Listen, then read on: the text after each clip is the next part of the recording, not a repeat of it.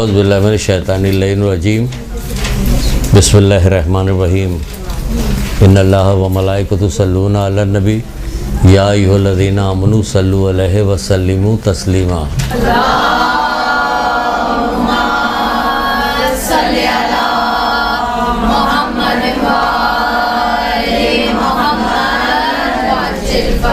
बिस्मिल्लाहिर्रहमानिर्रहीम। इय्याका नअबुदु व इय्याका नस्तईन। दुरूद पढ़िए मोहम्मद आले मोहम्मद।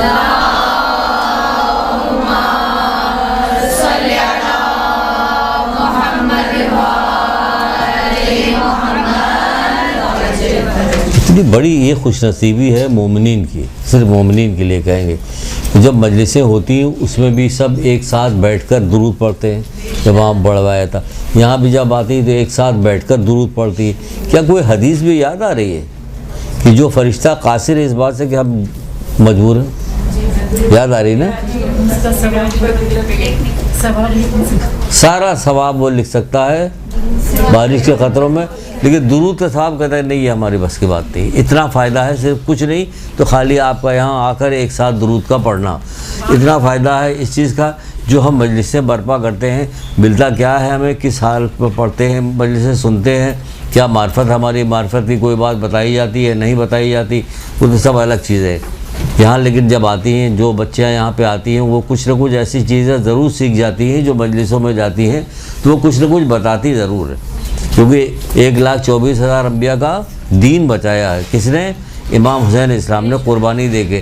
तो दीन की तो बात कोई कम तो है नहीं, तो वो दीन की बातें भी तो बताई जाएँ। तो आप इंशाअल्लाह जाइएगा, जो हमारी यहाँ के बच्चे हैं जो मजलिसें पढ़ती हैं, जो जाती, वो बताती भी हैं। तो बाज़ लोग जाके ख़ास तौर से पूछते भी कि आपने कहाँ से पढ़ा है, क्या किया है, वगैरह वगैरह, बहरहाल जो कुछ भी होता है।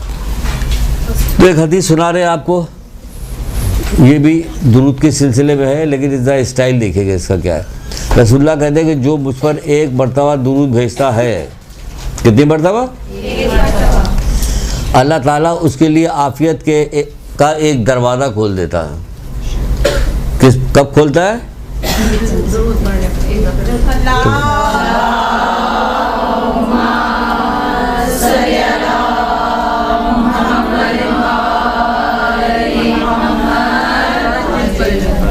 अब आम आदमी से बयान किया जाए तो क्या आफियत का एक दरवाज़ा खोल देता है? क्या इससे क्या फ़ायदा? आफियत के दरवाजे से क्या मुराद है ना?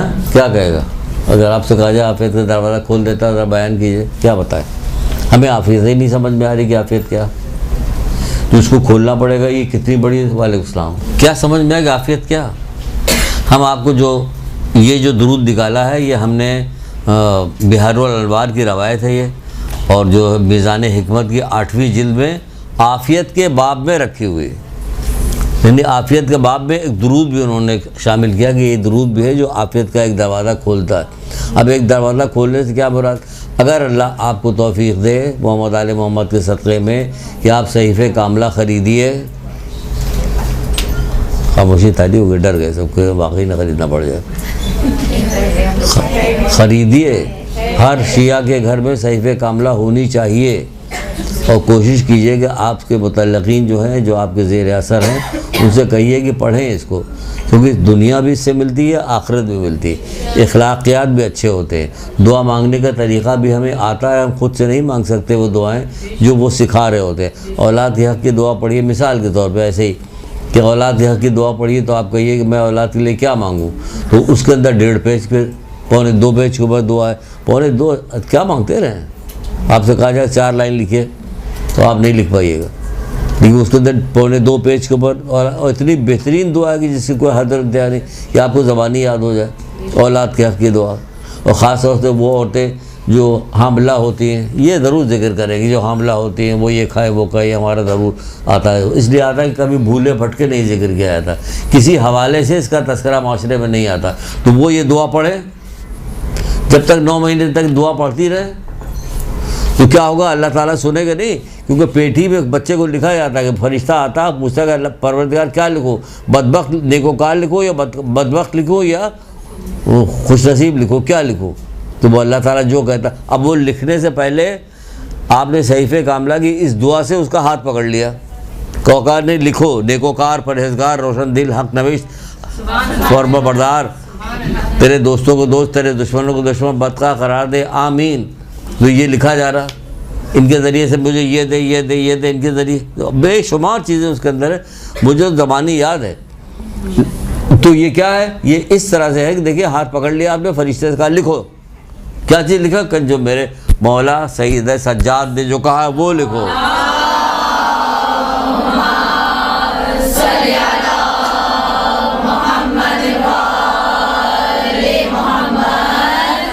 दुआ की बुलंद तरीन शराइत भी आखिर में इसमें दी हुई है कि अपने लिए, तमाम मोमिनीन मोमनात, मुस्लिमीन मुसलमात के लिए जो चीज़ मांगो फिर अपने लिए मांगो तो जल्दी कबूल होगी। वो आखिर में ये भी मांगा गया।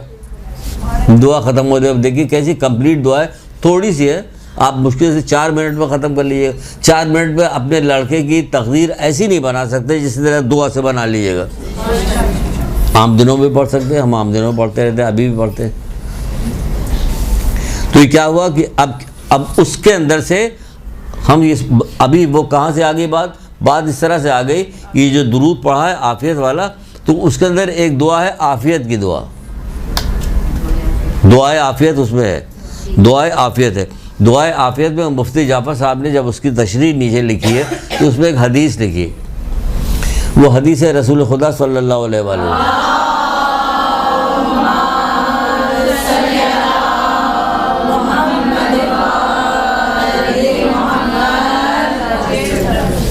पता नहीं था, जब उसको पढ़ा तो उसमें देखा कि अल्लाह के रसूल को आफियत से ज़्यादा कोई दुआ पसंद ही नहीं है। तो गौर कीजिएगा, सुनिएगा क्या कह रहे हैं, अल्लाह के रसूल को, भाई अल्लाह के रसूल को आफियत से ज़्यादा तो कोई दुआ पसंद ही नहीं है। क्यों? अब आपसे खाली कह के छोड़ दिया जाए तो आप कहिए क्या मतलब आफियत क्या? भाई जब आफियत है, अभी जब सुने, अभी आफियत को खोल रहे हैं हम, अभी खोलते हैं, बताते हैं आफियत में क्या क्या चीज़ें आती। जब आफियत है यानी आफियत है, सेहत है, सलामती है, दुश्मनों से नजात है, रोज़गार में वसअत है या रोज़गार सही है, बीमारी नहीं है, कोई हमारा दुश्मन वैसा नहीं, तो तमाम चीज़ों से फ़कीर, तंगदस्ती से दूरी, इज़्ज़त नफ्स, बेनियाजी, बेखौफी, अच्छा आखरत, दुनिया और आखरत की जो चीज़ें हैं उसके अंदर सहूलतें, जिस्मानी सेहत, ज़िल्लत से और रुसवाई से नजात, दुश्मन से बचाओ, इतनी सारी चीज़ें इसके अंदर आ गई आफियत के अंदर। तो क्या है, अब आप अपना काम आखिरत का आराम से कर सकती हैं, है वो अगर लगा रहेगा, ये सारी चीज़ें लगी रहेगी तो हम तो इसी परेशानी में मुब्तला रहेंगे कि रोज़गार मिल रहा कि नहीं मिल रहा, वो सारे लोग दुश्मन बने हुए हैं, हमारे रिश्तेदार, हमारी नंद जो है वैसी है, तो फलाना वो वैसा है, तो वो ऐसा है। तो या एक बात और, बुरी और घटिया बातों से दूर रहना आफियत में है, बुरी और घटिया बातों से दूर रहना। तो जब इससे दूर रहिएगा तो आपकी तौफीक़ात में इजाफा भी होगा। इसलिए ये इतनी अच्छी चीज़ है कि जो कहा कि आफियत का एक दरवाज़ा खोल दिया जाएगा, तो बहुत बड़ी बात है ये कि हमारे लिए आफियत का दरवाज़ा खोल दिया जाए। तो कोई कहने लगे, एक साहब कहने लगे अगर 100 दफ़ा पढ़े, हमने कहा 100 दरवाजे खुल जाएंगे। अल्लाह पाक ताला के पास किसी चीज़ की कमी है? कोई कमी नहीं है उसके पास, अल्लाह ताला के पास कोई कमी नहीं है, ठीक है ना। अब क्या करें, तो ख़त्म हो गया, क्या पढ़ाएं?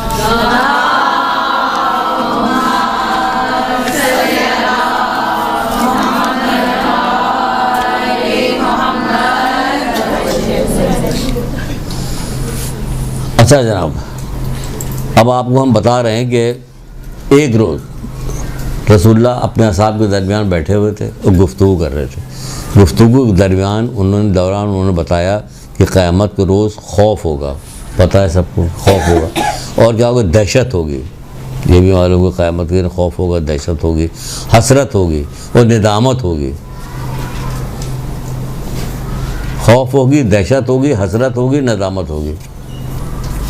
बे खौफ होगा अपने अमाल की वजह से, हसरत होगी काश हमने दुनिया में नेक काम किए होते, इतना वक्त जो हमको मिला था।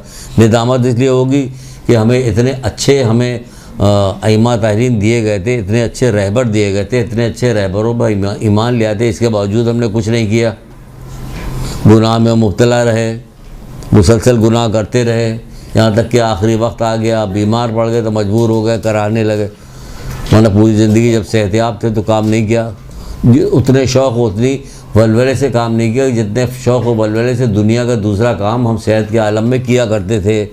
तो क्या होगा? खौफ होगा, दहशत होगी, हसरत होगी, नदामत होगी, यहाँ तक कि हर शख्स अपने ही पसीने में कान की लौ तक डूबा होगा। सुनो मेरे बच्चों, जो कहा जा रहा है वो सही कहा जा रहा है। किस किताब से लिया? शेख सदूक की किताब है जामुल अखबार। शेख सदूक की किताब है जामुल अखबार, वहाँ से ली गई, कोई छोटी सी किताब से नहीं ली गई है, ना कोई ऐसी कोई चीज़ है। तो ये है कि क्या खौफ होगी, दहशत होगी, हसरत होगी, नदामत होगी, यहाँ तक कि लोग अपने ही पसीने में अपनी कान के लौ तक डूबे होंगे। मुमकिन है दुनिया के अंदर? हम समझ भी नहीं सकते। हमारा पसीना बहेगा तो बह के इधर उधर हो जाएगा, वहाँ नहीं होगा, आपके पास ही रहेगा। 70 ऊँट उसको पिएंगे, वो कब ना होगा? 70 ऊँट उसको पिएंगे, वो कब ना होगा? अब कोई सवाल पैदा हो रहा? उस ज़माने के लोगों में मुझे एक चीज़ बड़ी अच्छी लगती थी कि दिक्कत होगी, लेकिन अल्लाह में तौफीक हो सकता है कि जब कोई चीज़ समझ में नहीं आती तो फ़ौरन पूछते थे। अब इसमें क्या चीज़ समझ में नहीं आ रही और क्या चीज़ पूछने की, देखिए जो पूछने वाले ने पूछा तो क्या पूछा, वरना हम बहुत कुछ पूछते। ये कैसे मुमकिन है कि हम कान के लौ तक डूबे रहेंगे, पसीना वहीं का वहीं रहेगा, सब तो मुँह पिएंगे फिर भी कम नहीं होगा, ये कैसे मुमकिन है? ये सब पूछेंगे ना। आजकल के लोग बुकरात हो गए, बहुत काबिल हो गए, लेकिन उस वक्त क्या पूछा? अल्लाह के रसूल उससे बचने की क्या सबील है? सुभान अल्लाह, सुभान अल्लाह, क्या अच्छी बात पूछी। अब कान की लौ तक डूबा हो, 70 ऊँट पिए न पिए, क्या हो गया? इससे बचने की क्या सबील है? कैसे बचा जाए इससे? अल्लाह के रसूल से बचने की क्या सबील है? तो रसूलुल्लाह नजात कैसे दिलाई जाए? क्या किया? तो आपने कहा, आपने फरमाया कि अपना जानू जो है उलमा के सामने बैठ के तय करो, मतलब इल्म हासिल करो, इल्म हासिल करो। बचने का तरीक़ा कि इल्म हासिल करो। जो हासिल करेगा तो फिर साथ ही साथ एक और हदीस भी दी गई रसूलुल्लाह सल्लल्लाहु अलैहि वसल्लम की,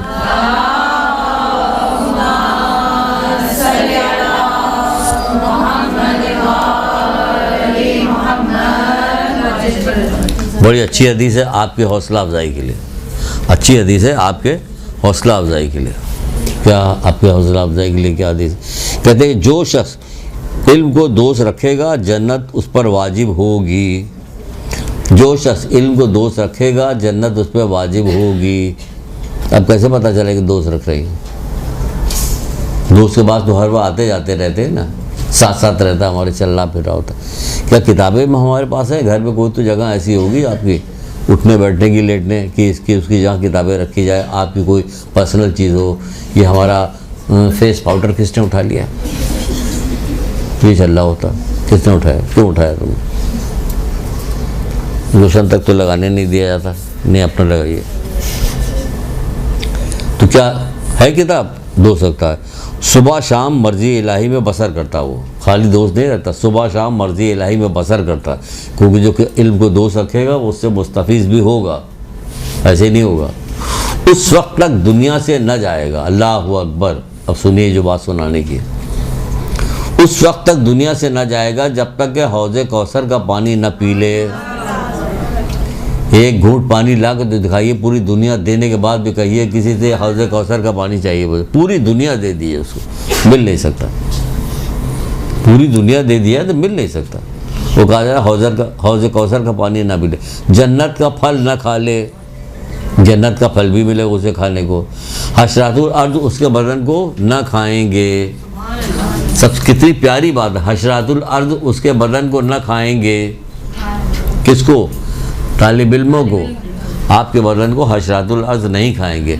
एक दुआ भी है ताक़ीबात नमाज में, उसको मैं पढ़ता हूँ, उसके साथ साथ या बारियों करके भी एक जुमला 7 दफ़ा वो भी पढ़ता हूँ। अल्लाह मैं तुझसे मौत के राहत का सवाल करता हूँ, बाद मौत के बख्शिश का, हिसाब का, माफ़ी का। तब से हमारे दिमाग में ये बात आई कि मरना तो है, कितना इसको इधर उधर दिमाग करेंगे, मरेंगे तो जब मरेंगे तो उसके लिए तैयारी भी करो। तो क्या तैयारी करो? तो यही करते हैं, इस दुआ को 3 दफ़ा पढ़ते हैं हर नमाज में। अल्लाह मैं तुझसे मौत के बाद, जब भी कभी डरता हूँ मैं, किसी बात से डर लग रहा होता, दिल जोर से धड़क रहा होता, तबीयत ख़राब होती, तो फ़ौरन ये दुआ पढ़ने लगते हैं। मौत के बाद राहत का सवाल करता हूँ, बाद मौत के बख्शिश का, हिसाब का, माफ़ी का, क्योंकि आनी तो है। और या बारी 7 दफ़ा ये पढ़ लेते हैं। और जुमे के दिन के लिए लिखा हुआ है कि 100 दफ़ा पढ़े, तो मैं 100 दफ़ा पढ़ता हूँ, एक तस्बीह पढ़ डालता हूँ।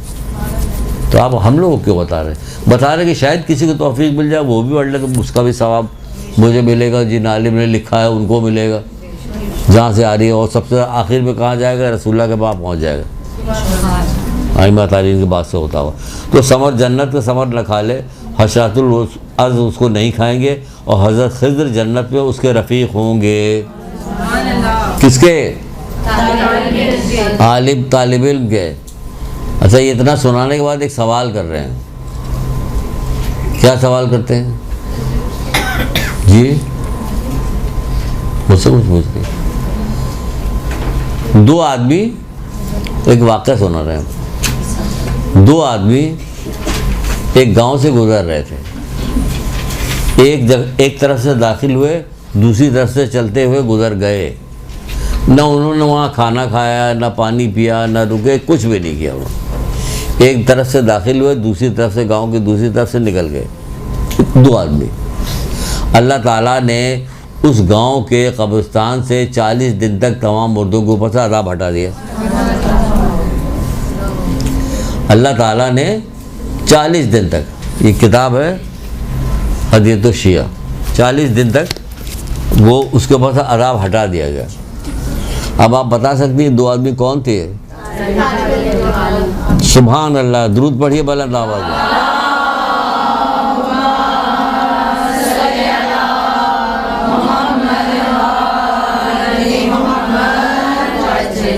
खस्ता हाल होंगे बेचारे, पैदल चलते चले ना, उनके पास सवारी कुछ।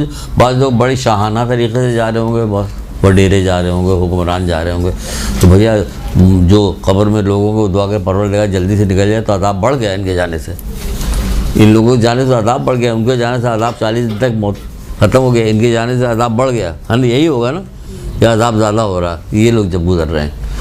तो ये कौन लोग हैं? कहें ये आलिम और तालिब इल्म हैं। इतनी फजीलत आलिम और तालिब इल्म की है कि जब जहाँ से गुजर जाए वहाँ से मुर्दों तक को सवाब दिलवा देता है। कौन? आलिम और तालिब इल्म। आप लोग माशाअल्लाह। अच्छा, मज़े की बात तो ये है कि अगर आप गौर कीजिए तो आइमा तारीन ने यही चाहा था कि तमाम मोमिनीन जो हम पर ईमान लाए हैं, ला इलाहा इल्लल्लाह मोहम्मद रसूलुल्लाह अली वलीउल्लाह कहने वाले हैं, ये सब के सब ऐसे ही हों। तभी तो कहा कि माँ की गोद से कब्र तक इल्म हासिल करो। यही तो कहा है ना, किसी एक के लिए नहीं कहा, सब के लिए कहा कि माँ की गोद से कब्र तक इल्म हासिल करो, ताकि सब तालिब इल्म होंगे।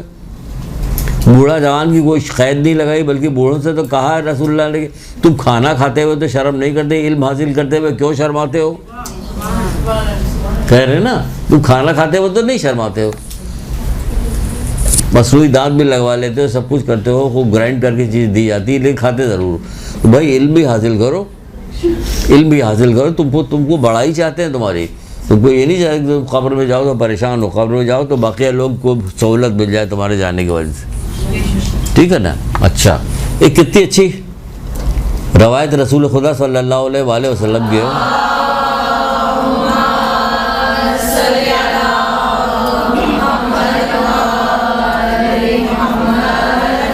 ताज्जुब खेज़, गौर से सुनिएगा या गौर कीजिएगा तो ताज्जुब लगेगा आपको।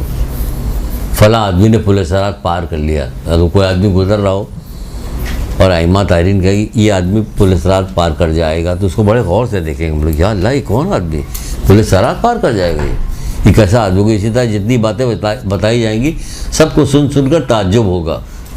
और अगर ये बताया जाए कि जो रसूलुल्लाह कह रहे, अगर कोई उन लोगों को देखने का ख्वाहा है, अगर कोई उन लोगों ख्वाहिशमंद है कि देखें जिन्हें अल्लाह ने आग से रिहाई दी है, तो वो तालिब इल्मों को देख ले, वो तालिब इल्मों को देख ले। ये तालिब इल्म अगर होते इनके दिल को लग जाती, जोर बुलंद आवाज़ से कहते अल्लाहु अकबर,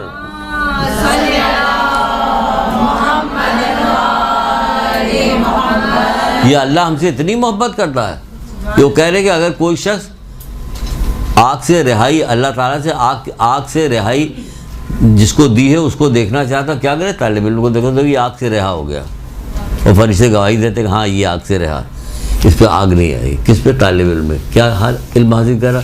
फिर वो तो कुरान का भी इल्म हासिल करता है जो मोहम्मद आले मोहम्मद का मानने वाला है, वो हदीसों को भी देखता है जो उनको मानने वाला है, तो दोनों चीज़ों को देखने वाला। अगर नहीं देखने वाला तो फिर क्या होगा? थुकाई शुरू हो जाएगी। मना भी करते हैं, तंबी भी किया। आइमा रानी ने प्यार मोहब्बत से भी कहा है, ज़्यादातर प्यार मोहब्बत से कहा है, और कहीं कहीं तंबी भी की है, क्योंकि वो ये नहीं चाहते कि उनका मानने वाला जहन्नुम में जाए। वो ये नहीं चाहते कि उनका मानने वाले को कोई तकलीफ़ हो।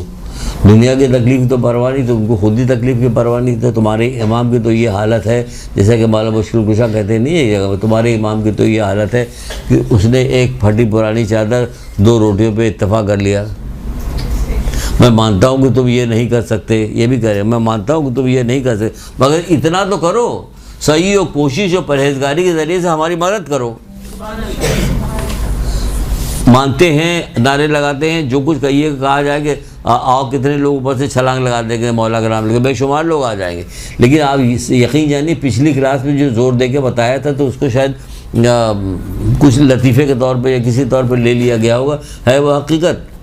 अगर अपनी जान देने को कहा जाए, छत पे जाके नीचे कूद जाओ, मौला का नाम लेके, मौला अब्बास का नाम लेके कूद जाओ, हज़रत अली अकबर की मोहब्बत में कूद जाओ, मौला हुसैन की मोहब्बत में कूद जाओ, अली के, तो कूद जाएंगे। ऐसे लोग हैं, कूद जाएंगे। जो लेके नश्तरपास से लेकर खारदर तक अलम लेके, बड़ा अलम लेके जाते हैं, मामूली बात नहीं है, बहुत बड़ी बात है। यहाँ से लेके वहाँ तक जाते हैं, थोड़ी सी धूप होती है, बारिश होती है, सर्दी होती है, लोग रुक जाते हैं।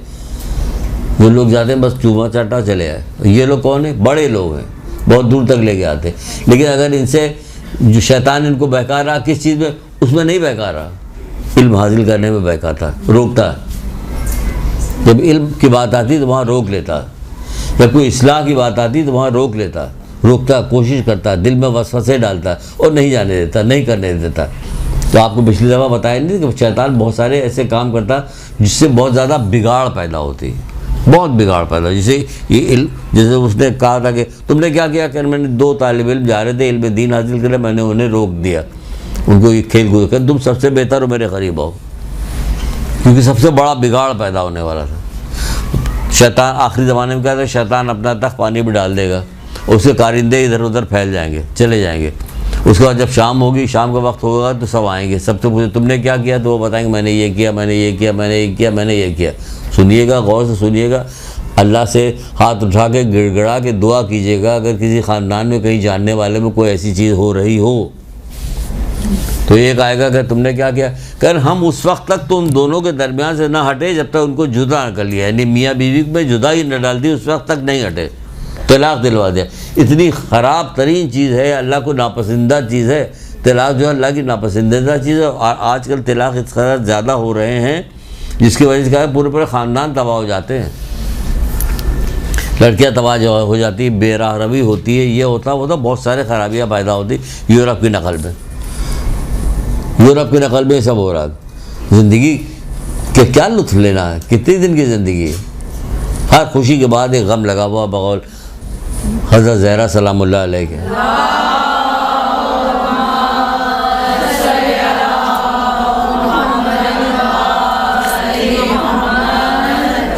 इसलिए कहा जाता है कि इल्म हासिल करो, जब आपको मालूमात होगी तो आप बहुत सारी जगह रुकावट डालिएगा, अच्छाई के लिए रुकावट नहीं डालिएगा, बुरे काम में रुकावट डालिएगा ताकि ना होने पाए।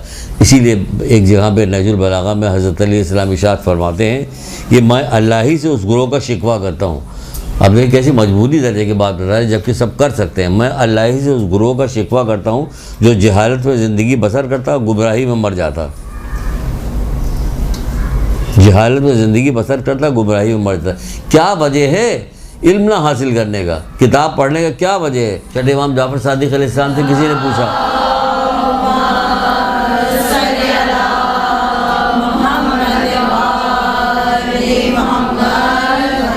आप भी आइए, एक बाब लेके खड़ी हो जाइए, पढ़िए। BA भी किया है, MA भी किया है, लोगों ने दूसरे बहुत सारे काम किए हैं, MSc किया, PhD किया हुआ है, BTech BC सब कुछ करके आए, बहरिया में पढ़ा। तो आइए आ दीजिए। तो छठे इमाम से किसी ने पूछा कि कहा कि ए मौला, एक आदमी है जो बैठ के इबादत करता रहता है, मुसलसल इबादत। एक बंदा जो है वो आपकी हदीसों, इबादत करने के बाद आपकी हदीसों, आपके फरमूदात को लोगों में उसकी तालीम देता, बताता उनको। दोनों में कौन बेहतर है? कहें जो तालीम देता है वो आप इससे 1000 आबिद से अफजल है। 1000 आबिद से अफजल बन रही हैं, आप बन रही हैं 1000 आबिद से अफजल। वाजिब नमाज रोज़ा तो ऐसा मुमकिन नहीं कि आप इतना इल्म दीन हासिल करने के बाद छोड़िए, नहीं छोड़िएगा। मुमकिन नहीं कि आप कभी बेपर्दा होइए, नहीं मुमकिन है। तो फिर क्या आप बचा क्या है? अब हम पर्दा करने लगे तो कोई मसला ही नहीं, इतने आदी हो गए, इतने आदी हो गए कि अब हमारे लिए कोई मसला ही नहीं। पर बेपर्दा हम होंगे नहीं कभी, फिर क्या होगा? नमाज रोज़ा छोड़ेंगे नहीं, उसमें क्या अब हमें लज्जत भी आने लगी, नमाज़ पढ़ने में लज्जत भी आने लगी। अच्छा वक्त का इंतज़ार करते हैं कि जल्दी से वक्त हो जाए, लोग बैठे घर में बातें कर रहे होते, लेकिन आपका दिल यही चाहता है कि टाइम हो गया, पढ़ लो, दिल नहीं लग रहा, इनसे बात करने में, बैठने में यहाँ दिल नहीं लग रहा। वो तो करेंगे, फिर क्या करें? ये बेहतर 1000 आबिद से बेहतर है। कौन? ये जो कौसर का पानी पिए बगैर नहीं जाएगा, ये हैं जो जन्नत का फल खाए बगैर नहीं जाएंगे, ये जिनके जिस्म को हजरातुल अर्ज़ नहीं खाएंगे, ये। हमें क्या पता? हमारे मदरसे में एक लड़की खातून पढ़ती थी, जब यहाँ पे पुल वुल बन रहा था अजीज़ाबाद का, ऊपर जो पुल गया हुआ वहाँ पे, तो वहाँ पे कब्रिस्तान के अंदर से कुछ जगह काटी गई थी, निकाली गई थी, कुछ कब्रों को हटाया गया था वहाँ से। तो हमारे मदरसे में खातून पढ़ती थी, उनके वालिद साहब की भी कब्र वहाँ पर थी, वो हटाई गई थी, खोला गया तो तरोताज़ा थी वो। देखिए क्या करते, सखी थे बहुत, सखावत बहुत क्या करते हैं। सखी, सखी किसके करीब है? पूरी सुना दो। अल्लाह के करीब है, बंदों के करीब है, बंदों को भी तो करीब है। सखावत अल्लाह में को लीजिए, अल्लाह में पैसा बंदों को दीजिएगा ना, सखावत बंदों के लिए। अल्लाह के करीब है, बंदों के करीब है, जन्नत के करीब है, दोज़ख से दूर है। सखी अल्लाह के करीब है, बंदों के करीब है, जन्नत के करीब है, दोज़ख से दूर है। रसूलुल्लाह की हदीस है, कितनी खूबसूरती के साथ बयान किया। हदीस का अपना एक हुस्न भी है, खाली शायरी का हुस्न थोड़ी है, हदीस का भी हुस्न है। हदीस भी हसीन चीज़ होती, लोग खाली शायरी याद किया करते हैं। और बखील क्या है? अल्लाह से दूर है, बंदों से दूर है, जन्नत से दूर है, दोज़ख के करीब है। इतनी बुरी चीज़ है ये बुखल, इतनी बुरी चीज़। तो क्या कहते हैं? मैं खुदा ही से उस गुरोह का शिकवा करता हूँ जो जहालत में ज़िंदगी बसर करता है, गुमराही में मर जाता है। जो जहालत में ज़िंदगी बसर करता है और गुमराही में मर जाता है, मैं उससे शिकवा करता हूँ।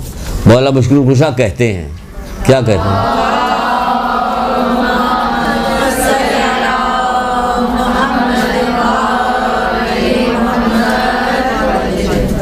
अच्छा फिर देखिए वही बात आ रही कि हुस्न, देखिए तरकीब घुमा फिरा के जब कोई बात की जाती है तरकीब, तो अगर गौर कीजिए तो कहिएगा कि ये इसका मतलब तो मत, जैसे पहले आसान से एक बता दें, चौथे इमाम की ज़ैनुल आबिदीन इस्लाम के, वो कहते हैं कि अगर लोगों को इल्म की फजीलत मालूम होती तो अपने जिगर तक का खून बहा देते और गहरे समंदरों में छलांग लगा देते।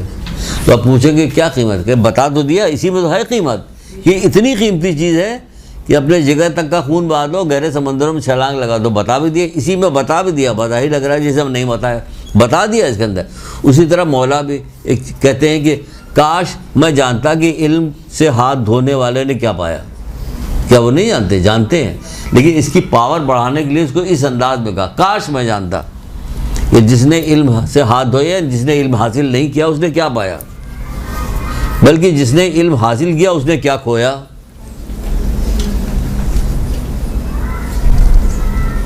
जिसने इल्म हासिल किया उसने यानी कुछ नहीं खोया, उसने सिर्फ पाया ही पाया है, उसने खोया कुछ भी नहीं। अब जो हम कह रहे थे आपसे एक अजीब व गरीब हदीस सुनाते, मज़ा आएगा आपको। मैं रिपीट कर रहा हूँ।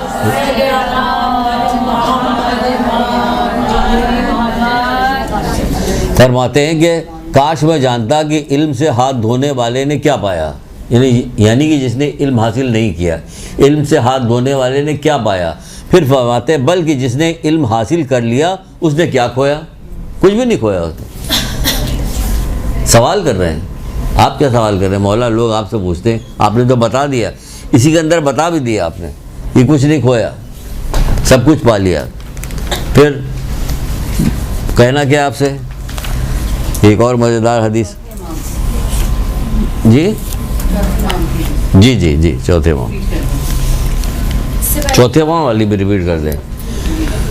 चौथे इमाम की है, वो क्या फरमाते हैं कि अगर लोगों को इल्म हो जाता, फजीलत मालूम होती, तो गहरे समंदरों में अपनी जिगर तक का खून बहा देते और गहरे समंदरों में छलांग लगा देते।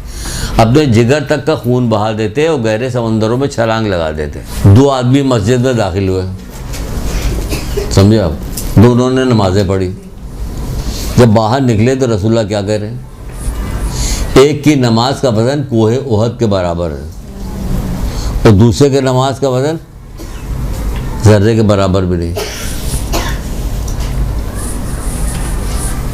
सुनिए, रोज़ाना नमाज पढ़ती है, सुनिए ज़रा, देखिए क्या हो रहा हमारे साथ। दो आदमी मस्जिद में दाखिल हुए, दोनों ने नमाज़ पढ़ी।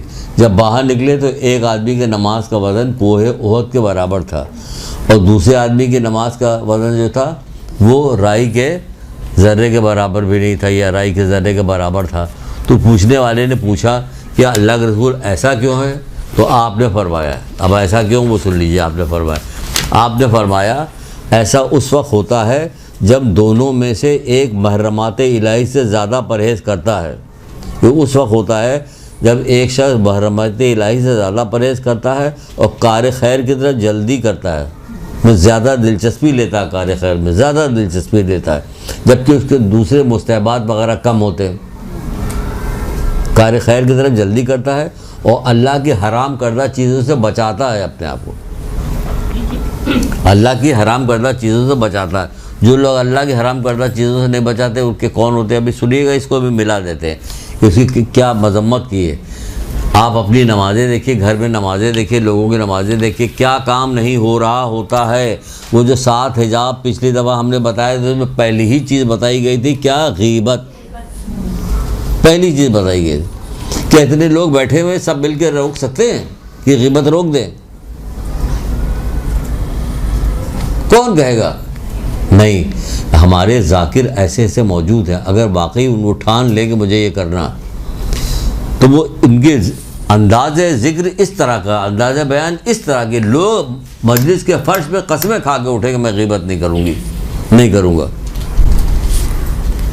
तवज्जो नहीं, तो आप तवज्जो दिलाइए जहाँ तक हो सके कि हमारी क्या हैसियत। बाद जगह पे इसी किताब में हज़रत शिया में भी एक जगह लिखा मेंढक को न मारो। अब क्यों भाई मेंढक को न मारो, क्या हो गया? जब हज़रत इब्राहिम आग में डाले जा रहे थे तो मेंढक मुंह में पानी लेके जा रहा था आग बुझाने के लिए। मेंढक के मुंह में कितना पानी आता, कितना बुझाएगा, लेकिन अपनी हैसियत के मुताबिक क्या मदद करने जा रहा था ना जी। कितने मेंढक तो थे, जाना तो वहाँ के करीब पहुँचने से पहले ही जल के मर गए थे। ऊपर से परिंदे जो गुजर रहे थे वो जल के मर रहे थे, गिर रहे थे, इतनी आग थी वो। ये मेंढक जा रहे थे बचाने के लिए जा रहे थे। इनकी क्या हैसियत थी? कोई हैसियत नहीं थी। क्या पानी होगा, लेकिन क्या इनकी नीयत का सवाब, नीयत की वजह से इनकी नीयत थी कि हम जा रहे हैं बुझाने के लिए, तो बुझाने के लिए। तो आप अपना काम कीजिए कि आप हमें तो इल्म हासिल कर लिया तो हम कोशिश करेंगे रोकें, फ़ौरन ही न रोकिए, जाते ही रोकने लेकिन कितने दिन हुआ गए? 5 दिन। ये 5 दिन में फ़ौरन शुरू हो गई तुम काम। धीरे धीरे धीरे धीरे उठिए, जाइए, हटिए, देखिए। मौला क्या कहते हैं इस मुकाम पे, ये सबके लिए, हमारे आपके तमाम के तमाम माशरे के लिए और ख़ुसूस तौर पर अल्लाह वालों के लिए ज़्यादा है। क्या कहते हैं? जाहिल बदबख्त, जाहिल भी कहा, बदबख्त भी कहा। जाहिल बदबख्त के अलावा कोई दूसरा अल्लाह की नाफरमानी नहीं कर सकता। जाहिल बदबख्त के अलावा कोई दूसरा अल्लाह की नाफरमानी नहीं कर सकता। अब देखिए वाज़ेह है, सामने बड़ा बड़ा बोर्ड लिखा दिया है, जाके आप जाइए निशान लगाइए कि हमने मान लिया इसको, हम नहीं करते। कोई एक आदमी मुश्किल ही से मिलेगा जो कहेगा हम नहीं करते। इतने आदी हो गए गुनाह के लोग। तो कहते नहीं, नहजुल बलागा में पढ़िए, नहजुल बलागा में पढ़िए, ये गुनाह के असबाब, गुनाह करने के असबाब जो है आम हो गए हैं। जिधर चाहे वो आँख उठा के देख लो, मौला यही करे, मजबूत कर दिए। गुनाह फैलाने का असबाब मजबूत कर दिए गए। सबसे मजबूत तो टीवी चल रहा है आजकल, और उसके बाद ये चल रहा है, हर वक्त दिए रहते वट्टा चो। अच्छा जिन औरतों को नहीं आता, देहाती टाइप की जो होती हैं घर में भी, वो उनको नहीं आता, वो खाली सुन लेती, कर लेती, बस वो वही अच्छी है। मैंने हर वक्त यही होता देखा जा रहा था।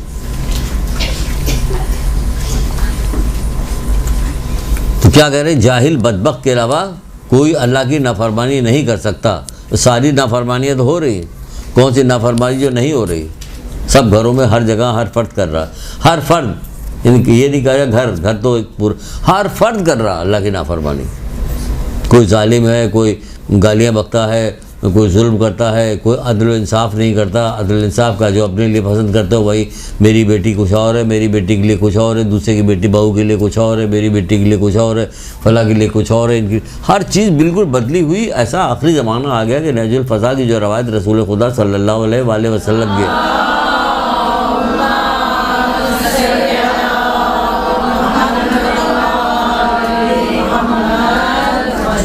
क्या कहते हैं, क़यामत बदतरीन लोगों पे वाक़ हो गई। देखिए धीरे धीरे बदतरीन की तरफ जा रहे हैं लोग, क़यामत बदतरीन लोगों पे वाक़ हो गई।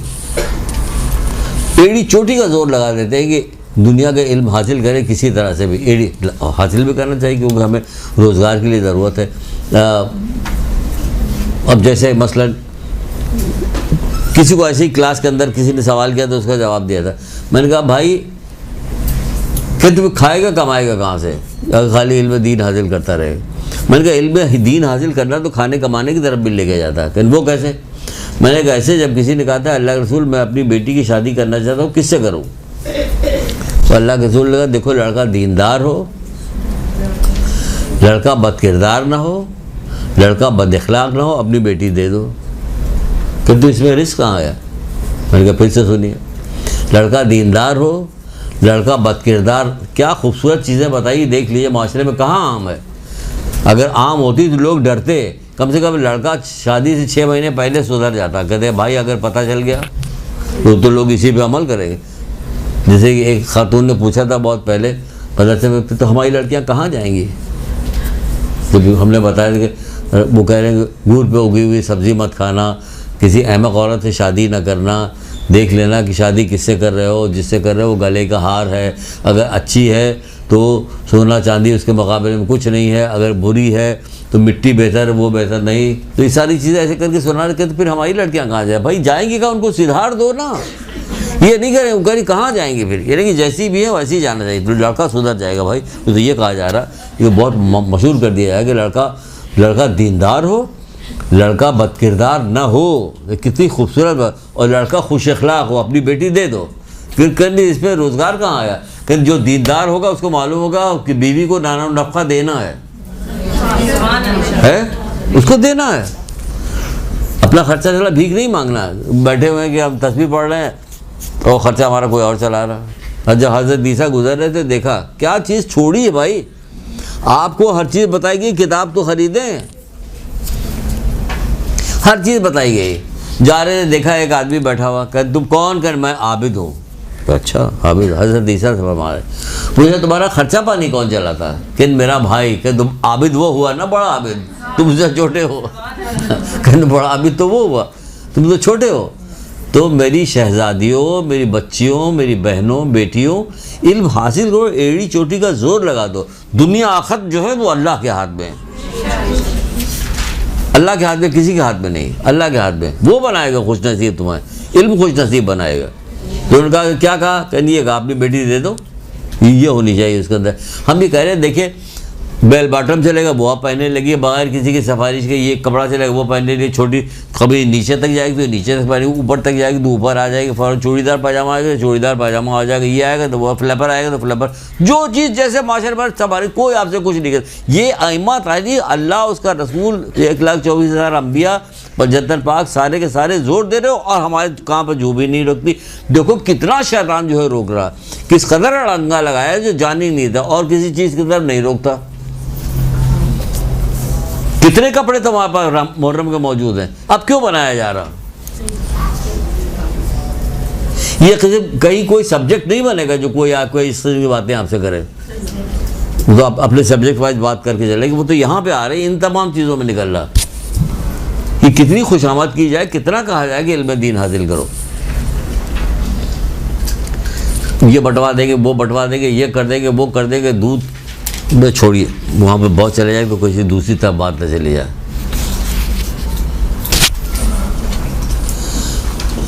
है ना। क्या करे, जाहिल बदबख्त के अलावा कोई अल्लाह की नाफरमानी नहीं कर सकता। नहजुल बलागा मकतूब 53, अथेंटिक भी है, अथेंटिक भी है, स्टिकर लगाया जाए बड़ा बड़ा लिख के, जाहिल बदबख्त के अलावा कोई अल्लाह की नाफरमानी नहीं कर सकता।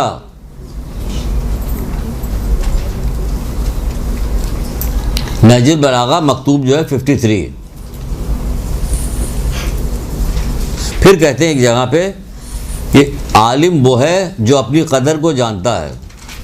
आलिम वो है, सुनिएगा दूसरी लाइन हमारे आपके लिए, आलिम वो है जो अपनी कदर को जानता है और इंसान की जहालत के लिए इतना काफ़ी है कि वो अपनी कदर को न पहचाने। इंसान की जहालत के लिए इतना काफ़ी है कि वो अपनी कदर को न पहचाने। क्या आप मोमिना हैं? मोमिन है, पहचानती है, मोमिन की कदर को जानती है, मोमिन की सिफात बता सकती है। इंसान की जहालत के लिए इतना काफ़ी है कि वो अपनी कदर को न जाने। जी किसने फरमाया? ये किसने फरमाया? ये हज़रत अली अलैहिस्सलाम फरमा रहे हैं।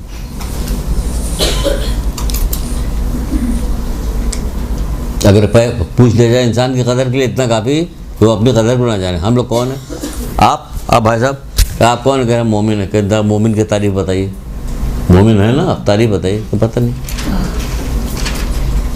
है ना, नहीं पता ना, मोमिन की तारीफ़ नहीं पता, मोमिन की खुसूसियात क्या है नहीं पता, क्योंकि वो एक भी नहीं है हमारे अंदर, तो पता कहाँ से हो भाई? इतनी सिर्फ मालूम कि हम अली वल्लाह कहते हैं बस, इसके बाद करे, इसके बाद पता नहीं। कोई भी खड़ा होकर कह सकता हो तुम्हें बताइए ना, जब पता नहीं। हम यहाँ दाखिला हमने इसीलिए लिया कि हमें बताया जाए। अब आपकी तरफ से कह रहे हैं हम कि बताइए, हमें कौन बताएगा? घर में तो किसी ने बताया नहीं, इल्म का रवाज नहीं है, मजलिसों का रवाज नहीं है, मजलिसों में इस किस्म की चीज़ बताए तो फिर हमें कौन बताएगा? आप बताइए। अब हम चुप हो जाएंगे। चलिए हम बताएंगे, ले आएंगे, बताएंगे, A to Z बताएंगे। हमने इतनी सारी रवायत जमा की सिर्फ़ और सिर्फ मोमिन के लिए जमा भी किए। तो अजीब बात है कि तौफीक नहीं मिल रही कि हम ला के सुनाएं यहाँ पे, उस वजह से छाँटें, क्योंकि 1000 हदीसें तो नहीं सुना सकते ना आपको, उसमें छाँटें कि कौन कौन से बहुत इंपॉर्टेंट जो इन्हें जानना चाहिए। बाज़ दफ़ा हमने इन लोगों को बहुत सारी हदीसें याद कराई हुई हैं जो इन्हें याद भी हैं होंगी। अभी थोड़ा सा 2 जुमला सुनाएंगे, फ़ौरन इनको याद आ जाएगा, जो हमारी पहले की बच्चियाँ हैं, जो हमारी पहले की बहनें हैं, बेटियाँ हमारी जो हैं, उनको याद भी होगा। और टॉन्ट के तौर पे भी हम सुनाते हैं उसको। फिर आप तो सारा काम टॉन्ट को करते हैं।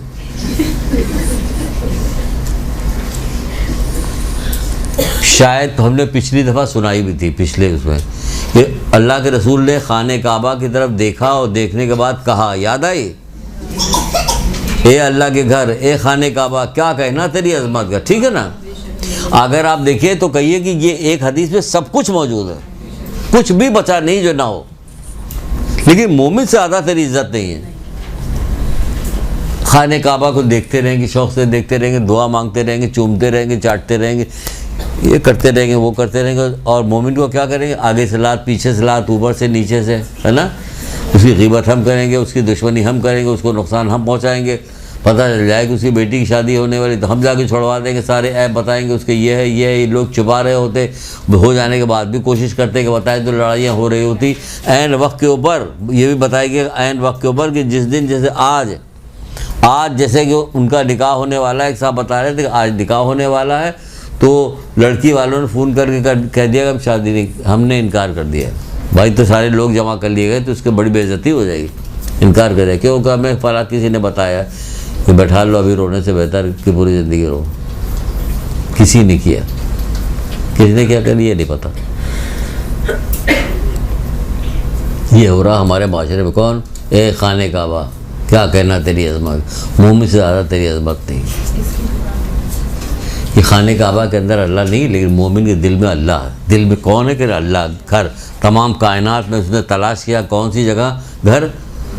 मोमिन का दिल जो है अल्लाह का घर है। इतनी बड़ी चीज़ है कि मोमिन का दिल अल्लाह का घर है, वो यहाँ रहता है, इसलिए इसकी वक़्त है, इसलिए इसकी इज़्ज़त है, इसलिए इसका मुकाम है। जब मोमिन जा रहा होगा पुलिस सरात के ऊपर से गुजर रहा होगा, कैसे कहूँ कि किसको यकीन पैदा हो जाए, लोग अमल करें। गुजर रहा होगा तो जहन्नुम के शोले के जल्दी से गुजर जाओ, तुम्हारे देखने से मेरी आग ठंडी हो रही है।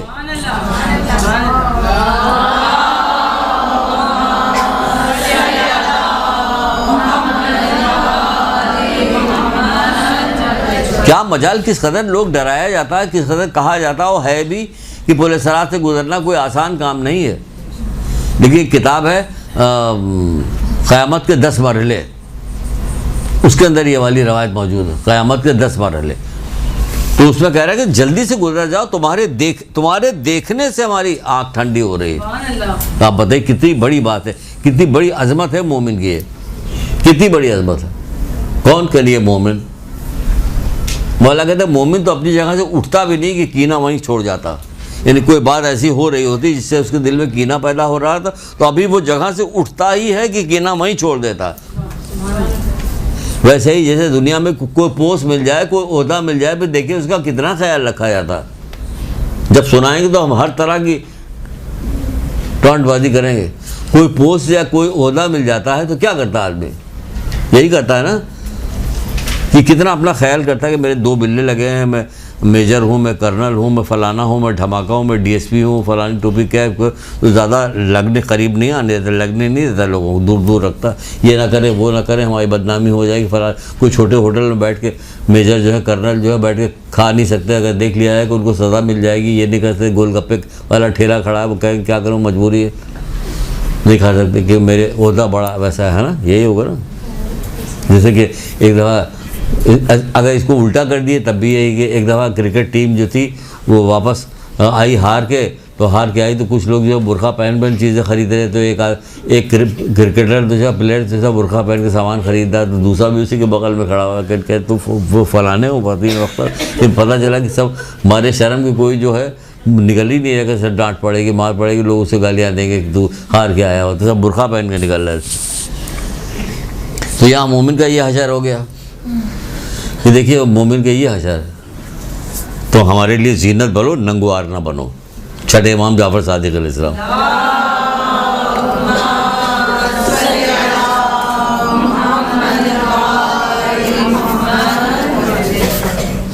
घड़ी नहीं कि हम उसी हिसाब से देना शुरू करें 10। ये देखिए अभी आधे घंटे रह गए, कितनी चीज़ें बतानी। बहुत मुश्किल खुशा इरशाद फरमाते हैं, अब ये डरा भी रहे हैं।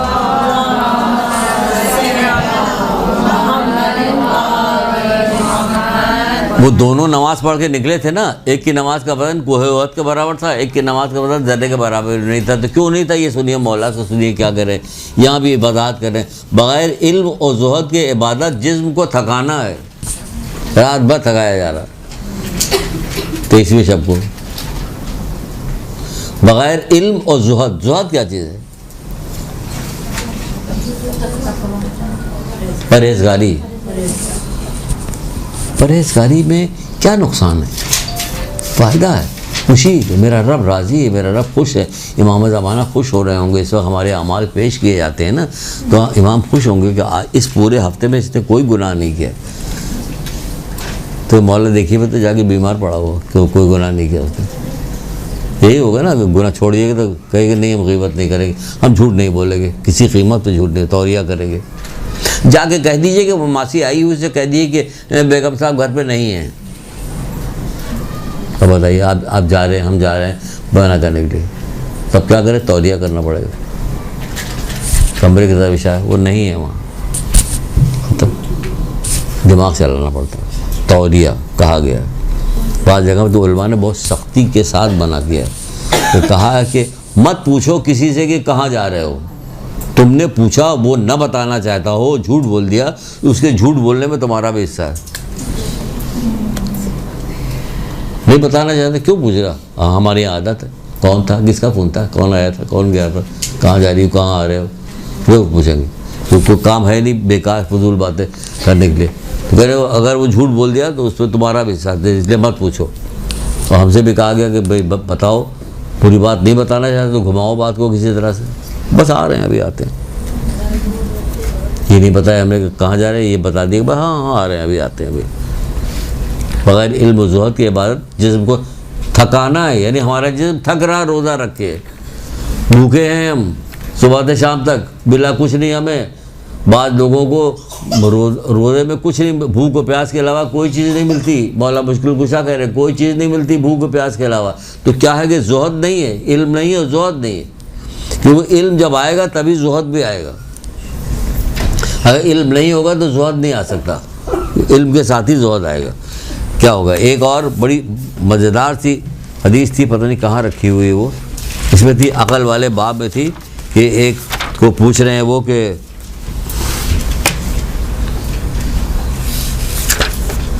अकल वाले बाब में है, अब बताइए अकल वाले बाब में इल्म का क्या काम है। काम कि बाज़ लोगों को कहा जाता है कि बाज़ लोगों के पास क्या है, इल्म है और अकल नहीं है, किसी के पास अकल है इल्म नहीं है। तो उसके ऊपर मौलाना ने बड़ी खूबसूरत बात कही थी, वो हमें दिखे तो पूरी तरह से उसको बताएं, नहीं दिखेगा नहीं बताएंगे। उसकी वजह कि उसमें ज़रा भी गलती हो जाएगी तो फिर उल्टा हो जाएगा। एक दुरूद पढ़िए शायद मिल जाए।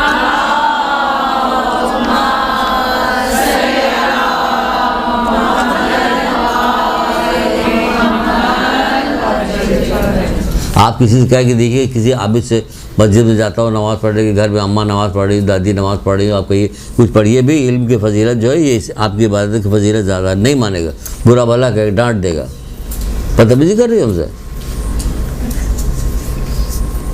अब वो कह रहे हैं क्या कह रहे हैं, ये अबादत इल्म की फजीलत, इबादत की फजीलत ज़्यादा। अब जो इबादत उन्होंने बताई है आप तसव्वुर नहीं कर सकती कि ऐसी इबादत कायनात में कोई कर भी नहीं सकता, लेकिन इसके बावजूद करें, अगर इतनी भी इबादत कर ले तब भी कुछ नहीं मिलेगा।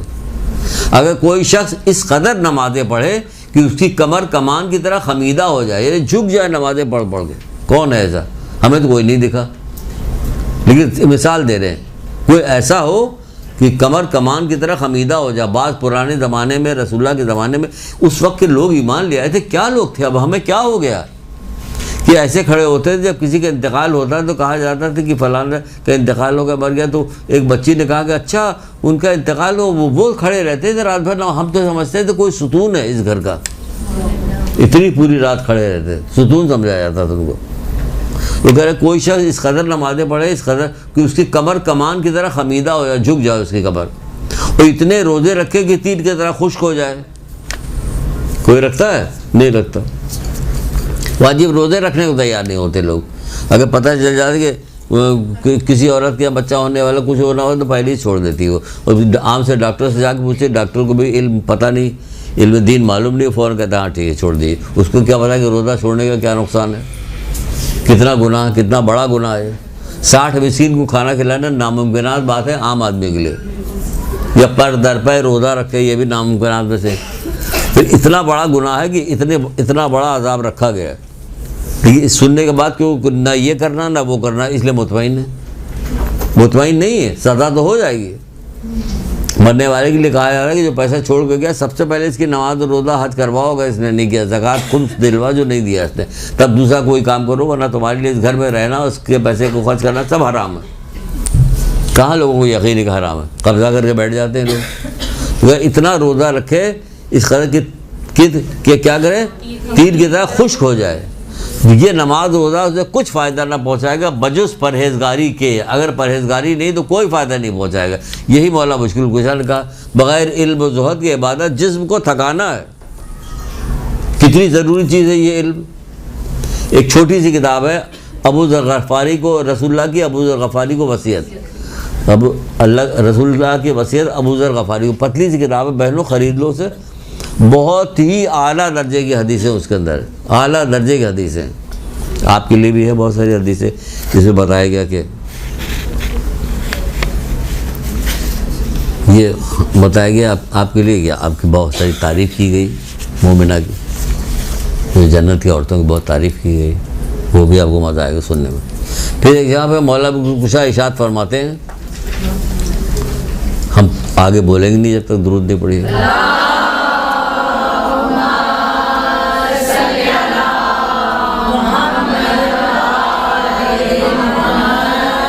छोटे छोटे टुकड़ों में बहुत सारी चीज़ छोटी छोटी करके बताइए। कि वाज़े तौर पे भी बता दिया जाए, यूँ करके बताया। हर तरह से उन्होंने इल्म पहुँचाया। आप फरमाते इल्म के ज़रिए से अल्लाह की मार्फत हासिल की जाती है, ठीक है, इल्म के ज़रिए से अल्लाह की मार्फत हासिल की जाती है, ठीक है ना। फिर कहते हैं इल्म के ज़रिए से अल्लाह की वहदानियत का इकरार किया जाता है, वरना ये अल्लाह वो अल्लाह, एक अल्लाह, दो अल्लाह, तीन अल्लाह, लेकिन कितने लोग अल्लाह बनाए जा रहे हैं आजकल मुख्तलिफ ज़ाविये से। फिर कहते हैं इल्म के ज़रिए से सिले रहमी होती है, क्योंकि इतनी इंपॉर्टेंट चीज़ है कि जिसकी कोई इंतहा नहीं।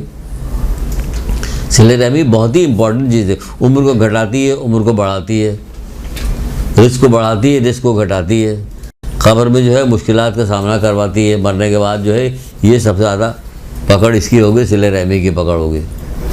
लेकिन हमारे यहाँ क्या है, इस कदर दुश्मनियाँ हैं, इस कदर नाराज़गियाँ हैं, इस कदर एक दूसरे से नफ़रतें हैं कि वो क़ता रहमी में हो रही होती। तो सिले रहमी जो करना चाहिए वो नहीं करते। इसी में दिल में पत्थर रख के हज करना कौन सा आसान काम है? सवाब कब मिलेगा? तो जाके वहाँ देखिए, जब रमी जबरात में जब पत्थर मारे जा रहे होते हैं तो ज़िंदगी बचाना मुश्किल होता है कि बचेंगे कि नहीं बचेंगे। लेकिन इसके बावजूद लोग जाते हैं, दूसरी दफ़ा, तीसरी दफ़ा आए, चौथी दफ़ा जाते हैं कि नहीं जाते? मुश्किल होती है ना, कि हाँ मुश्किल होती है। यार इसी तरह सिले रहमी करना भी मुश्किल है, लेकिन करो, सवाब बहुत ज़्यादा है, घर बैठे सवाब मिल रहा, करीब का सवाब है। और क्या होता है, इल्म के ज़रिए से हलाल और हराम की पहचान होती है। बिल्कुल सही है, हलाल और हराम की पहचान होगी इल्म के ज़रिए से। इल्म को इल्हाम नेक इंसानों पर ही अल्लाह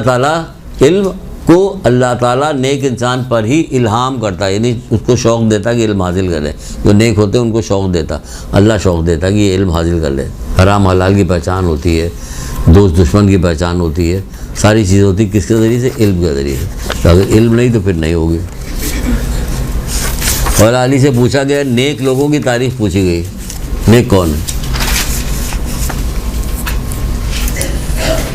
हम तो किसी को भी कह देंगे नेक है, ये नेक है, वो नेक है, वो नेक है, जो पसंद है वो नेक है। अगर कोई वाकई नेक होगा, हमें ही नापसंद कर, थोड़ा ऐसे ही, ये क्या है? यही है रिश्तेदारी हमारी, ये मोमिन की तारीफ़।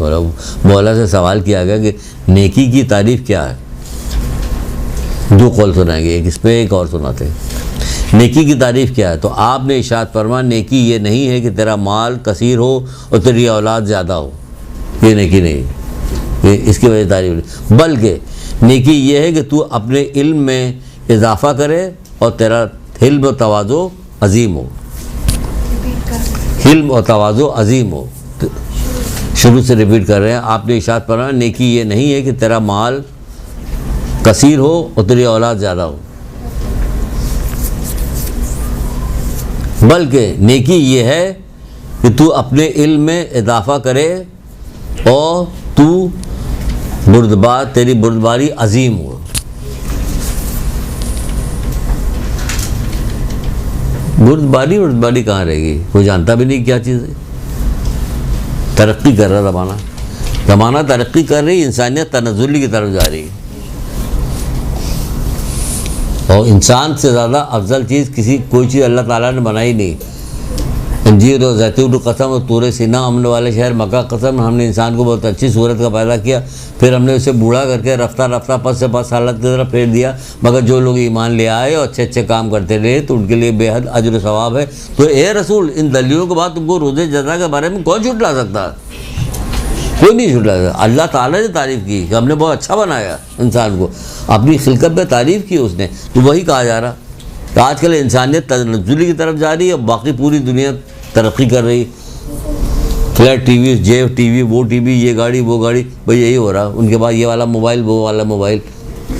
उन्होंने 1.5 लाख का मोबाइल भिजवाया था अपनी बहन को, बहुत चाहते हैं अपनी बहन को। ये है चाइना ये वाली बात। दूसरी जगह पे मौला क्या कहते हैं? मौला कहते हैं शरीफ वो है जिसको इल्म हिकमत ने शरीफ बनाया हो। क्या कहने? शरीफ वो है जिसको इल्म हिकमत ने शरीफ बनाया हो।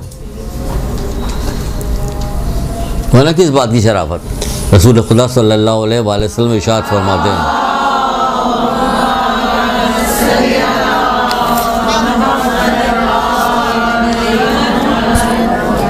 आप फरमाते हैं कि हमेशा इल्मी गुफ्तगू में मसरूफ़ रहो, हमेशा इल्मी गुफ्तगू में मसरूफ़ रहो।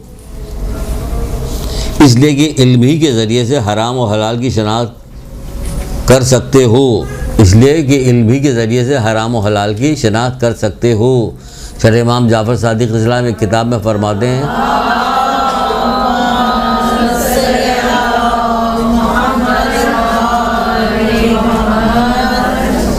तहज़ीबुल इस्लाम नाम की किताब है, उसके अंदर इरशाद फरमाते हैं कि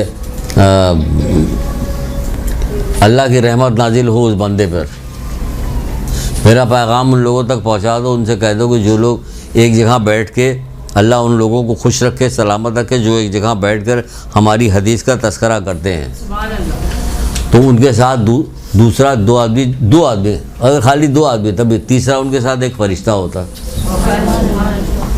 और ऊपर तारीफ़ भी करे, हमारा सलाम पहुँचा दो, कहा कि हमारा सलाम उन तक पहुँचा दो। देखिए ये भी एक तारीफ़ है कि आप तक सलाम आ रहा है। अल्लाह उन पर रहमत नाजिल करे, ये भी कहा जा रहा है, अल्लाह उन पर रहमत नाजिल करे, इमाम का सलाम आ रहा है, आपके साथ फरिश्ते बैठते हैं। कब? जब दो आदमी आपस में बैठ के हमारी हदीसों का तज़किरा करते हैं, क्योंकि इसकी वजह से हमारा दीन तुम लोगों में ज़िंदा होता है और हमारे बाद तुम्हारे में सबसे बेहतर वो जो हमारी हदीसों को एक दूसरे से तज़किरा करे। अब और क्या करेंगे तारीफ़ में,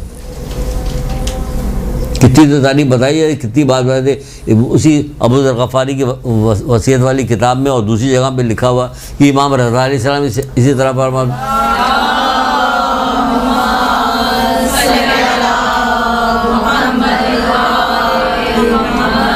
आप अल्लाह उस बंदे पर रहमत नाजिल करे, अल्लाह उस बंदे पर रहमत नाजिल करे। किस बंदे पे रहमत नाज़िल है? अल्लाह उस बंदे पे जिसने मेरे अमर को ज़िंदा किया। तो जो बैठा हुआ था उसने पूछा, मौला आपका अमर से क्या मुराद है?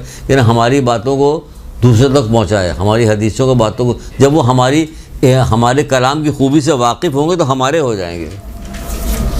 हमारे कलाम की खूब है तो हसीन कलाम होता है। आइमा तारीख़ के जितने अक़वाल हैं सब एक से एक हसीन होते हैं कि देख के मज़ा आ जाए कि कैसी कैसी तारीफ़ किस किस अंदाज में बात कर रहे होते हैं कि मज़ा आ जाता है उसको सुनने के बाद। फिर एक और जगह पे रसूलुल्लाह बता रहे हैं, आखिरी हदीस सुना रहे हैं आपको। पहले एक छोटी सी हदीस सुन लीजिए। कहते हैं कि मौला अली फरमाते हैं कि बदतरीन इल्म वो जो तुम्हारी हिदायत को तबाह व बर्बाद कर दे। बदतरीन इल्म वो है जो तुम्हारी हिदायत को तबाह व बर्बाद कर दे, कि जिस इल्म में आके गुरूर में मुब्तला हो जाओ, दुनियावी इल्म में आके, और फिर तुमको अपनी वाजबात और अपनी उखरवी इल्म के तुम्हें इल्म ना हो, ऐसे मगरूर हो कि उसको हासिल ही ना करो। कितने लोग हैं जो PhD करके आते हैं, कितने लोग जो डॉक्टर बन जाते हैं, सिविल सर्जन बन जाते हैं, स्पेशलिस्ट बन जाते हैं, हार्ट स्पेशलिस्ट, तो फिर इतने बेचारे मसरूफ़ हो जाते हैं, बेचारा खैर उन्हें क्या कहना चाहिए, इतने मसरूफ़ हो जाते हैं वो, इतने वो हो जाते हैं और इतने मगरूर हो जाते हैं कि फिर उनको इस चीज़ की तरफ तवज्जो नहीं होती कि इसको भी हासिल करें, ये भी कुछ ज़रूरी चीज़ है। क्योंकि मरने के बाद क्या होगा? सिफर, कागज़ का टुकड़ा, उनकी सारी डिग्रियां जो है कागज़ के टुकड़े में तब्दील हो जाएंगी, कुछ भी नहीं मिलेगा उनको। कब्र में साथ में जाएगी तो वही इल्म जाएगा, वही अमाल जाएगा और दूसरी चीज़ तो नहीं जाएगी। इतना हल्का इसको लिया गया है, इतना हल्का इसको लिया गया है कि वाकई लोग बढ़ते चले जा रहे हैं। लोग दुनिया में चारों तरफ आप देखिएगा, अपने अजीज़ रिश्तेदारों में जाके देखिए, कहीं आपको भूले भटके नहीं नज़र आती सारी चीज़ें, ये कहीं आपको नज़र आए। कितने लोग आपको मिलेगा, कोई कहेगा ये हमारे अब्बा हैं, इन्होंने जो है फलानी चीज़ में PhD की, नहजुल बलागा इनको रटा हुआ है पूरा, ये नहीं कह सकते। कहेंगे? नहीं कहेंगे। सहीफ़े कामिला उनको पूरी याद है, नहीं कह सकते। उसूल काफ़ी की इनको 5000 हदीसें याद है, नहीं कह सकते। ये अशर है। पैसा पूछ लीजिए, इनकी इतनी गाड़ियाँ हैं, इनके बाद इतना बैंक बैलेंस, इनको फलाना धमाका बैंक बैलेंस तो उसके बाद भी था, कानून के बाद बहुत था कि नहीं था? अंजाम क्या हुआ? ज़मीन में धंस गया। उसकी ख़जाने की चाबी कई जोरावर मत बमुश्किल से उठाते थे। अरे कुरानी पढ़ो, माने के साथ पढ़ो, अल्लाह तुम्हें तौफीक दे कि तुम रुको, सोचना शुरू कर दो। सूरह क़सस आखिर में जाओ, नंबर नहीं याद आ रहा मुझे, आखिर में जाओ। हमको तो किसी ज़माने में बहुत ज़्यादा हमको टॉन्ट किया था कि अब बहुत शुरू हो जाते वही सुनाने के लिए। आप देखिए कि इसमें पहलू कितने ज़्यादा निकल रहे हैं, पहलू देखिए कितने निकल रहे हैं। सूरह क़सस। एक दिन कारून बड़ी शान और शौकत के साथ अपनी कौम के लोगों के सामने निकला। कौन कह रहा? कुरान। जब कुरान कह रहा कि शान और शौकत, तो सोचिए कि शान और शौकत कैसी होगी। इधर कनीज़ें चल रही ज़रक़बट लिबास पहने हुए, इधर जो दूसरे चल रहे हैं मर्द चल रहे हैं ज़रक़बट लिबास पहने, 5, 8, 10 घोड़े लगे हैं उसके बग्घी में चलते चले जा रहे हैं। काले रंग की गाड़ी है, सायरन बजाती हुई जा रही, पीछे 4-5 गार्ड बैठे हुए हैं, शीशा काले रंग का है, पुलिस की हिम्मत नहीं कि उसको रोक ले। यहाँ भी तो हो रहा होता है। एक दिन कारून बड़ी शान और शौकत के साथ अपनी कौम के लोगों के सामने निकला। सुनिए, बड़ी बड़ी गज़ब की चीज़ है, बड़ी गज़ब की चीज़ है, याद रखिए। पूरा दर्स इस पर, अकेले पूरा दर्स इस पर दिया जा सकता है, लेकिन हम बस आखिरी में ज़रा सा बता के निकल ले, कभी देखा जाए क्या। और जिनको अल्लाह की तरफ से, हाँ, वो एक दिन कारून बड़ी शान और शौकत के साथ अपनी कौम के लोगों के सामने, जो लोग दुनिया के ज़िंदगी के तालिब थे, जो लोग दुनिया की ज़िंदगी के तालिब थे, उसको देखकर कहने लगे कि जैसा कुछ साजो सामान कारून के पास है, इसमें शक नहीं कि कारून बड़ा नसीब वाला है। एक और कुरान में लिखा हुआ है, कुरान इसमें शक नहीं कि कारून बड़ा नसीब वाला है। तो पता चला जिनकी निगाहों में दुनिया होती है ना, वो पैसे वालों को ही नसीब वाला समझते हैं, वो पैसे वालों को ही नसीब वाला समझते हैं। और जो नेकोकार जो होंगे उनको नसीब वाला नहीं समझते, उनकी कोई वक़्त नहीं है। तो दुनिया तो ऐसी होती है, जो कमज़ोर जहन के लोग होते हैं वो नेकोकारी से हटते, भाई कोई पूछने वाला नहीं, क्या नेकोकारी अख्तियार है, ऐसी नेकोकारी सूखी लेके क्या करेंगे, तो छोड़ देते। कमज़ोर दिमाग के लोग, कमज़ोर अक़लें जो है, दुनिया की चमक धमक कमज़ोर अक़लों को बिगाड़ देती है। मौला मुश्किल कुशा का कौल है, दुनिया की चमक धमक कमज़ोर अक़लों को बिगाड़ देती है। तो देखिए, कमज़ोर अक़लें बिगड़ गई, उनका इसमें शक नहीं कि जैसा कुछ साजो सामान कारून के पास है, इसमें शक नहीं कि कारून बड़ा साहिब नसीब है। अब सुनिए आगे क्या है। आगे ये उसी कुरान आगे कहता है, और जिनको अल्लाह की तरफ से इल्म की दौलत दी गई, क्या बात है, जिनको अल्लाह की तरफ से इल्म की दौलत दी गई, उन्होंने कहा तुम्हारा बुरा हो जो शख्स ईमान ले आए और अच्छे काम करे, तुम्हारा बुरा हो जो शख्स ईमान ले आए और अच्छे काम करे, सवाब परवरदिगार कारून के मालो दौलत से कहीं बेहतर है। सवाब परवरदिगार कारून के मालो दौलत से कहीं बेहतर है, मगर सब्र करने वालों के सिवा ये दौलत हर एक को नहीं मिला करती। मगर सब्र करने वालों के सिवा, इतनी बुलंद तरीन चीज़ ये सब्र है, मगर सब्र करने वालों के सिवा ये दौलत हर एक को नहीं मिला करती। पांचवें इमाम मोहम्मद बाक़र इस्लाम नहीं कहते हैं,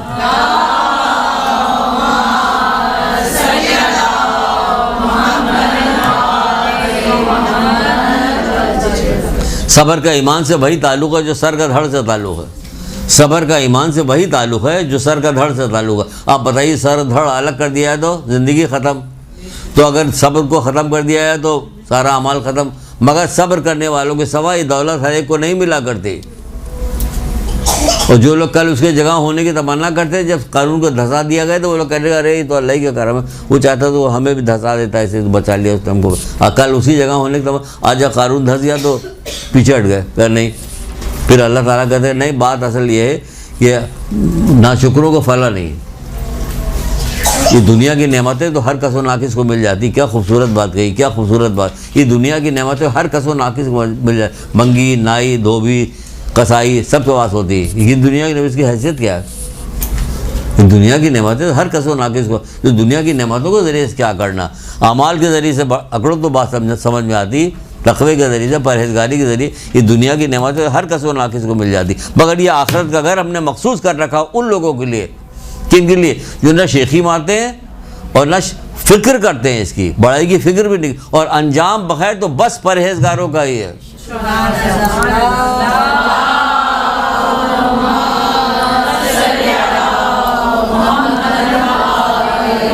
कितनी जगह पे कुरान ने कहा कि अंजाम बग़ैर परहेज़गारों का, अंजाम बग़ैर परहेज़गारों का, और परहेज़गारी से दूर हो रहे हैं। जैसे जैसे ज़माना आगे बढ़ रहा, परहेज़गारी से दूर हो रहे हैं, गुनाह के करीब जा रहे, परहेज़गारी। गुनाह को करना, जो गुनाह फैशन में आ गया, अब गुनाह रवाज में आ गया, तो इसकी वजह उसको करना जो समझा जाता मेरी बड़ाई है। हम जो है ज़माने के साथ साथ चल रहे हैं। ज़माने के साथ साथ चलने के लिए भी कुरान ने मज़म्मत की है। सूरह मुदस्सिर के अंदर जब जन्नती, आखिरी बात बता कि तो आती चली जा रही, टाइम हो गया। जब जन्नती जो है जहन्नुमी से पूछेंगे तुम्हें क्या चीज़ दोज़ख में लेके आई है, जन्नती जहन्नुमी से पूछेंगे तुम्हें क्या चीज़ दोज़ख में लेके आई है, तो जन्नती इतने बेवकूफ़ तो होंगे नहीं जो काफिरों से पूछे, ये मोदी से पूछे आप दोज़ख में कैसे आ गए। मोदी से क्यों पूछने लगे भाई, अमिताभ बच्चन से पूछे आप दोज़ख में क्या करने हैं। वो उनके ख्याल में इन्हें जन्नती होना चाहिए था, लेकिन ये दोज़ख में क्या कर रहे हैं, तो उनसे पूछेंगे तुम्हें दोज़ख क्या कहना। उन्होंने कहा हम मुसल्लीन में से न थे, हम गरीब और मिस्किन को खाना नहीं खिलाते थे, हम ज़माने की रविश के साथ साथ चलते थे। क्या समझिए, ज़माने की रविश के गोली मारी है ज़माने को। मेरा मौला जिसमें खुश है हम उसी पे खुश हैं। हमारे हीरो, हमारे पसंदीदा लोग जो हैं कौन है? मौला लोग हैं, मोहम्मद आले मोहम्मद है। क्या हज़रत अली अकबर के होते हुए भी कोई हमारी आँखों में समाएगा? कौन समाएगा हमारी आंखों में? तो कोई भी नहीं समाएगा। ये हमारा फेवरेट है, हमारी फेवरेट तो वो लोग हैं, इसके अलावा कोई फेवरेट नहीं हमारा। हम उन्हीं पे रोते हैं, उन्हीं से दुआ मांगते हैं, उन्हीं पे गिरिया करते हैं, उन्हीं का जिक्र करते हैं, और हमारा कोई फेवरेट नहीं। तो क्या कह रहा वो कि हम ज़माने की रविश के साथ साथ चलते थे और हम आखिरत पे यकीन नहीं रखते थे। ये जुमला आखिरी है उसका। आखिरत पे यकीन कैसे रखा जाता? जब आप आखिरत का काम करते हुए नज़र आएंगे तब। क्या तुम्हारे इम्तिहान कब से हो रहा? कहीं शुरू कर, हमें तुम्हें पढ़ता हो तो नहीं देख रहे हैं, होता कि नहीं होता? तो भाई तुमको आखिरत में यकीन है, तुम कोई अमल तो नहीं करते हुए नज़र आ रही हो। कहाँ का यकीन है? छोटी आखिरत है, हमेशा की आखिरत है। आखिरत का ही सवाब नहीं पता, आखिरत का ही वो चीज़ें नहीं पता कि जिसके लिए दिल तड़पे, हमारा दिल तड़पे। इशारा दे के तो मौला लोग जाते हैं। कभी किसी से बड़े आलिम से कहा भी कीजिएगा हमें बताइए, मौला कहते हैं कि अगर मैं तुम्हें बता दूँ, यानी जन्नत के बारे में तुम्हें बता दूँ, तुम मेरी बज़्म से भागते हुए कब्रिस्तान की तरफ चले जाओ। मौला की बज़्म से भागता हुआ कब्रिस्तान की तरफ जाएगा। इद्दत दाई नाम की किताब है, फहद हिल्ली की लिखी हुई, छोटे मोटे आलिम की लिखी हुई। मेरी बज़्म से भागते हुए कब्रिस्तान की तरफ चले जाओ, यानी हमें मौत आ जाए। मतलब ये कि मौत आ जाए हमें, जब जाके वहाँ से मुल्क हो जाए। इतनी अजीम चीज़ें, इतनी अजीम नियामतें आखिरत के लिए बताई कि अगर देख ले तो आदमी देख ही नहीं सकता। रसूलुल्लाह कह नहीं थे देख नहीं सकते, आंखें खीरा हो जाएगी। एक बाल अगर लटका दे जन्नती औरत तो ताब नहीं ला सकते, उसकी खुशबू से बेहोश हो जाओगे, गिर जाओगे। एक ज़रा सा एक बाल, यहाँ बाल बना के शैम्पू लगा के कुछ भी नहीं हो रहा, सवाए अल्लाह ताला वो कर रहे हैं, नाराज़ हो रहे हैं बेपर्दा घूमने के लिए। एक दुरूद पढ़िए मोहम्मद आले।